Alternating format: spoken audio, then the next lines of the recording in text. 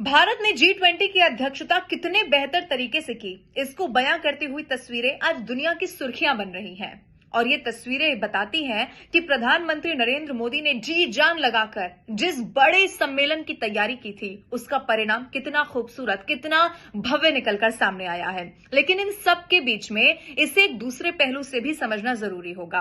पहलू वो है कि आखिर G20 की मेजबानी ऐसे वक्त में करना जब चीन और रूस, व्लादिमीर पुतिन और शी जिनपिंग ने साफ कर दिया था कि वो भारत नहीं आ रहे हैं, यानी कि G20 सम्मेलन में शिरकत करने के लिए नहीं पहुंच रहे हैं। हालांकि उनके प्रतिनिधि आए, जैसे चीन की अगर बात करें तो वहां से प्रधानमंत्री उनके पहुंचे, लेकिन फिर भी शी जिनपिंग और पुतिन यहां पर नहीं आए।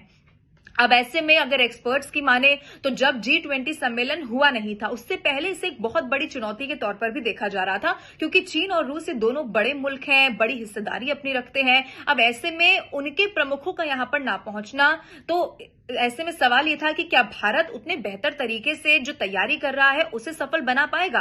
अब ऐसे में अब इसे सिलसिलेवार तरीके से आप समझने की कोशिश कीजिए। सबसे पहले दिन की बात करते हैं। जो पहले दिन अंतिम फैसले पर साइन करवाया गया, उसमें हर किसी देश के लीडर शामिल थे, जिसमें चीन भी था और जिसमें रूस भी था। अब इसीलिए कहा गया कि कई सारे संशय जो थे वो पूरी तरीके से दूर हो गए, जो कि युद्ध की भाषा को लेकर था। अब इसी पर सभी ने साइन भी किए और ये भी एक भारत की बड़ी कूटनीतिक जीत के तौर पर देखा गया। और ये पहले दिन हुआ, यानी कि जब G20 सम्मेलन की शुरुआत हुई और सम्मेलन की शुरुआत के साथ ही ये बड़े डिक्लेरेशन पर साइन करवा लिए गए, जिसे पूरा करवा लिया गया। अब आप आगे बढ़िए। अब ग्लोबल साउथ का मुद्दा, जिसे सबसे पुरजोर तरीके से प्रधानमंत्री नरेंद्र मोदी ने उठाया। अब इसका कारण भी पहले आप जानिए।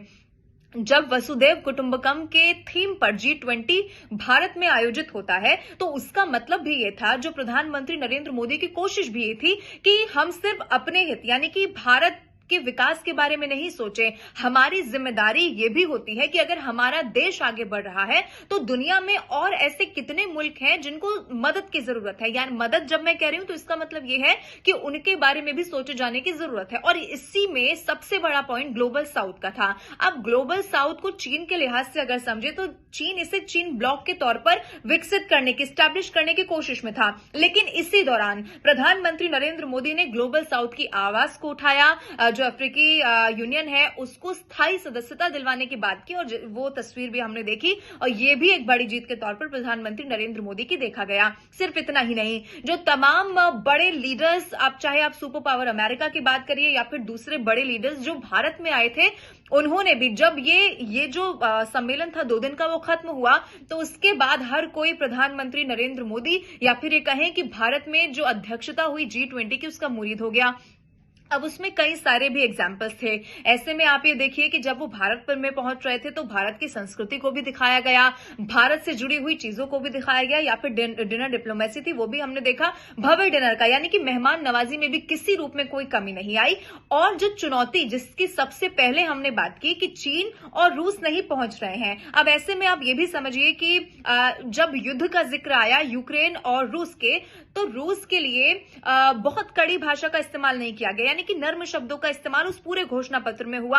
अब इसके भी 2 पहलू थे। रूस के जो मीडिया है वो इसे पुतिन की जीत के तौर पर, रूस की जीत के तौर पर देख रही है, लेकिन पूरी दुनिया ये मान रही है कि ये भी भारत की कूटनीति है कि आप कड़ी भाषा का भी इस्तेमाल नहीं कर रहे हैं और आप सबको मना भी ले रहे हैं, आपकी जीत भी हो जा रही है। और यही भारत की सबसे बड़ी ताकत थी, जो एक बार फिर से दुनिया ने देखी और पूरी दुनिया ने एक बार फिर से भारत का लोहा माना।